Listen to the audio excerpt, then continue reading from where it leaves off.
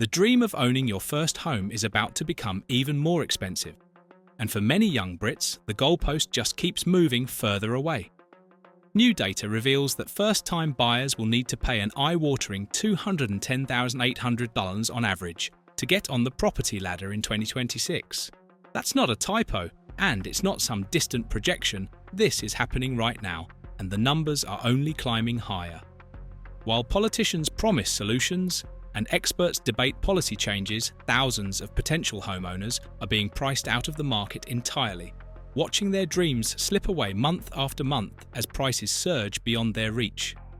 The question isn't just about affordability anymore. It's about whether an entire generation is being locked out of homeownership permanently, and the answer might be more disturbing than you think. If you want to stay ahead of the latest property news and economic updates that actually affect your wallet, make sure to hit that like button and subscribe to Property Reporter, because what's coming next will change everything you thought you knew about buying property in the UK. The figures released by industry analysts paint a grim picture for anyone hoping to purchase their first property in the coming years. That $210,800 average represents a staggering increase from previous years and shows no signs of slowing down despite government interventions and market predictions suggesting a cool-down. Regional variations make the situation even more complex, with London and the South East experiencing price points that seem almost fantastical to first-time buyers earning average salaries. In some areas of the capital, potential buyers are looking at entry prices exceeding £500,000 for even the most modest properties, while wages remain relatively stagnant, creating a gap that feels impossible to bridge. The north of England and parts of Scotland offer more reasonable entry points, but even these traditionally affordable regions are seeing unprecedented price growth that outpaces local income increases. What makes this particularly challenging is that the traditional advice of saving harder and waiting longer simply doesn't work anymore, because property prices are rising faster than most people can save, creating a perpetual chase that feels rigged from the start. Behind these numbers lies a mortgage market that's becoming increasingly difficult to navigate for those without substantial financial backing. Lenders are demanding larger deposits than ever before, with many requiring at least 15 to 20% down payments to secure competitive interest rates. For a property priced at $210,800, that means scraping together anywhere from $31,620 to $42,160 in cash before even considering additional costs like surveys, legal fees, and stamp duty.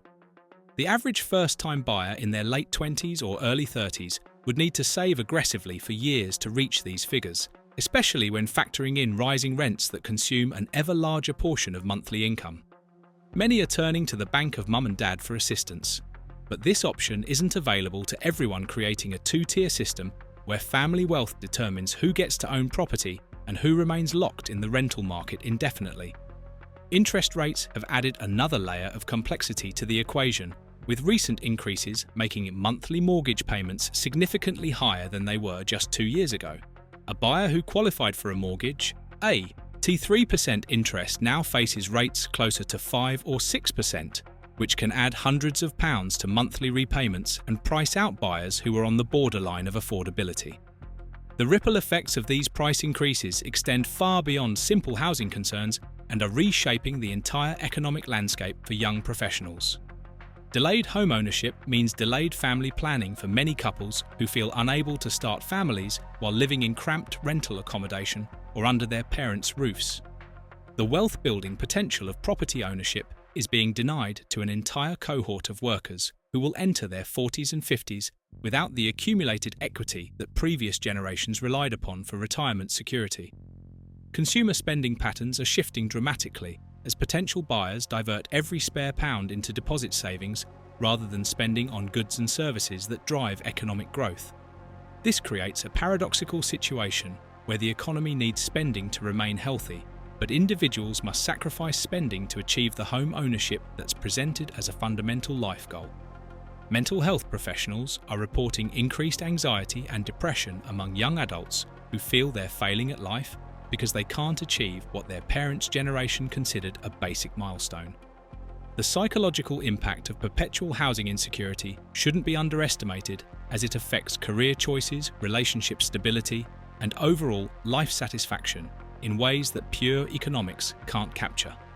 Government schemes designed to help first-time buyers are proving inadequate against the scale of the affordability crisis.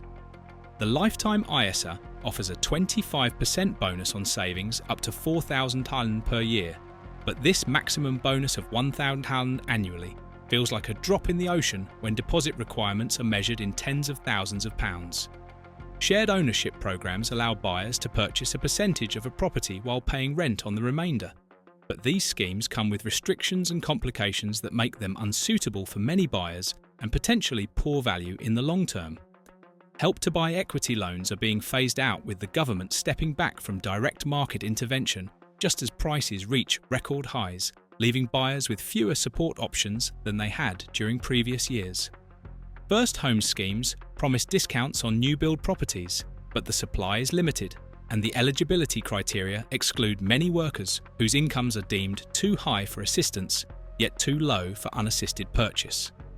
Critics argue these programs essentially subsidise developers and inflate prices further by increasing demand without addressing the fundamental supply shortage that drives the affordability crisis. The reality is that tinkering around the edges with small-scale schemes cannot solve a structural problem that requires massive increases in housing supply and fundamental reforms to how land and property are valued and taxed in the UK. The rental market offers no escape from this housing nightmare, and in many ways represents an even worse situation for those unable to buy. Average rents are climbing at their fastest pace in decades, with landlords passing on increased mortgage costs and capitalising on desperate demand from would-be buyers stuck in the rental sector. Tenants face regular rent increases that often exceed wage growth, making it progressively harder to save for a deposit while simultaneously paying more each year for the same accommodation. The security of tenure remains weak in England compared to other European countries, with Section 21 no-fault evictions still possible, despite years of promises to ban them, leaving renters in perpetual uncertainty about their housing situation. Rental properties are increasingly being snapped up by professional landlords and institutional investors who can outbid individual buyers, creating a market where ordinary workers are permanently relegated to tenant status, enriching property owners rather than building equity themselves. The quality of rental housing is often poor, with maintenance issues ignored and properties that fail to meet basic standards of decency because demand so outstrips supply that landlords face no real pressure to improve. Young professionals are spending 40 to 50% of their income on rent alone, leaving little room for savings, recreation, or dealing with unexpected expenses, creating a precarious financial situation that one emergency could devastate. Industry experts point to a perfect storm of factors that have created this unprecedented affordability crisis. Decades of underbuilding have left the UK with a chronic shortage of housing stock, particularly in areas where employment opportunities are concentrated and people actually want to live. Planning restrictions and local opposition to development make it incredibly difficult to build new housing at the scale required to meet demand, leading to a supply-constrained market where prices can only move in one direction. The financialisation of housing has transformed property from a place to live into an investment asset and wealth storage vehicle, attracting domestic and international capital that treats homes as commodities rather than social necessities. Low interest rates for over a decade encouraged borrowing and speculation, driving prices upward, while making housing attractive to investors seeking returns in a low-yield environment. The concentration of economic opportunities in London and major cities creates intense demand pressure in specific geographic areas, while other parts of the country stagnate, creating regional imbalances that policy seems unable to address.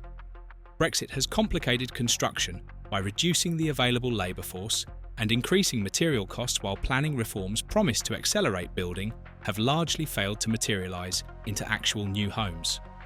Climate change requirements and building regulations are necessary and important, but add costs to construction that get passed on to buyers, making each new home more expensive to build and therefore to purchase. Looking ahead, the forecasts offer little comfort for those hoping market forces will naturally correct this imbalance.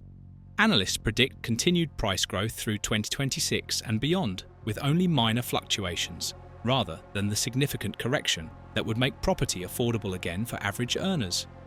Demographics work against affordability improvement, as the large millennial generation competes for limited housing stock, while older generations hold on to properties longer, either living in them or retaining them as rental investments. The political will to implement radical solutions appears absent, with both major parties reluctant to upset existing homeowners who represent a powerful voting bloc and benefit from continued price appreciation. Technological changes like remote work offered brief hope that people could relocate to cheaper areas, but this trend has driven up prices in previously affordable regions rather than reducing pressure on expensive areas. Climate change will likely make some currently desirable areas less attractive due to flooding and heat risks, but this transition will be gradual and chaotic rather than providing clear, affordable alternatives. International comparisons show that other countries face similar challenges, but some have implemented more aggressive social housing programs and regulatory frameworks that prioritize housing as a right rather than purely a market commodity. The UK seems locked into a system where property wealth for existing owners is politically untouchable, even as it creates intergenerational inequality that threatens social cohesion and economic dynamism. The human cost of this crisis cannot be measured in statistics alone, but shows up in countless individual stories of dreams deferred and lives constrained by housing insecurity. Young professionals are leaving the UK entirely seeking opportunities in countries where home ownership remains achievable on ordinary salaries and where the future doesn't feel quite so bleak. Families are making impossible choices between having children and saving for deposits, knowing that either path involves enormous sacrifice and uncertain outcomes. The divide between those with family wealth to draw upon and those without is creating a new class system based not on education or effort, but purely on parental resources. Entire communities are changing character as local workers are priced out and replaced by wealthier incomers or investment properties that sit empty for much of the year. The social fabric that comes from stable neighbourhoods and long-term residency is fraying as people move frequently, chasing affordable rents or living situations rather than putting down roots. Mental health professionals warn of a generation experiencing housing-related trauma that manifests as anxiety, depression, and a pervasive sense of failure, despite working hard and playing by the rules. The promise that education and employment would lead to security and home ownership has been broken for millions, creating disillusionment with the entire economic system. What we're witnessing isn't just a housing market fluctuation, but a fundamental restructuring of who gets to own property and build wealth in modern Britain. The $210,800 on average for first-time buyers in 2026 represents more than just a number. It's a barrier that will prove insurmountable for huge portions of the population, regardless of their education, work ethic, or aspirations. Without dramatic intervention, whether through massive social housing construction, radical planning reform, or fundamental changes to how property is taxed and regulated, we're creating a society divided into property owners and permanent renters, with all the inequality and instability that entails. The question facing the UK isn't whether we can make minor adjustments to help a few more people onto the ladder, but whether we're willing to fundamentally rethink our relationship with housing and prioritise shelter and security over investment returns and asset appreciation. For the millions of young Brits staring at that $210,800 figure, the current trajectory offers little hope and plenty of reasons to question whether the system is working for anyone except those who already own property. The choices made in the next few years will determine whether home ownership becomes a hereditary privilege or remains achievable for ordinary working people. And right now, the trend is pointing firmly in the wrong direction.